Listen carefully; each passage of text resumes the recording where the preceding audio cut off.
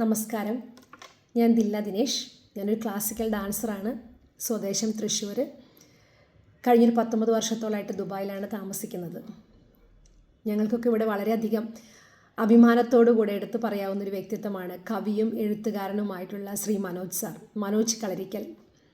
കഴിഞ്ഞൊരു 2.5 പതിറ്റാണ്ട് കാലമായിട്ട് പ്രവാസ ലോകത്തിലും കേരളത്തിലും ലോകത്തിൻ്റെ വിവിധ ഭാഗങ്ങളിലും മലയാള ഭാഷ പ്രചരിപ്പിക്കാൻ വേണ്ടിയിട്ട് അദ്ദേഹം എടുക്കുന്നൊരു പ്രയത്നമെന്ന് പറഞ്ഞു കഴിഞ്ഞാൽ നമുക്കൊരു ചെറിയ വാക്കിൽ ഒതുക്കാവുന്നൊരു കാര്യമൊന്നുമല്ല.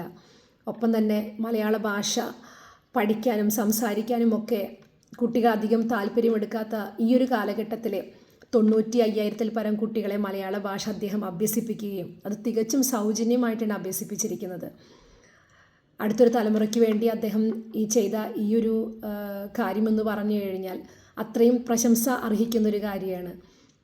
അദ്ദേഹവുമായിട്ട് സംസാരിക്കുമ്പോൾ എനിക്ക് മനസ്സിലായിട്ടുള്ളത് അദ്ദേഹത്തിൻ്റെ മനസ്സ് മുഴുവൻ എഴുത്തും കവിതകളും പ്രകൃതി ഭംഗിയെക്കുറിച്ചും മലയാള ഭാഷയുടെ പ്രചരണത്തിന് വേണ്ടിയിട്ടുള്ള അദ്ദേഹത്തിൻ്റെ ആ പ്രയത്നവുമാണ് എനിക്ക് എപ്പോഴും അദ്ദേഹത്തിൻ്റെ ആയിട്ട് സംസാരിക്കുമ്പോൾ തോന്നിയിട്ടുള്ളത്.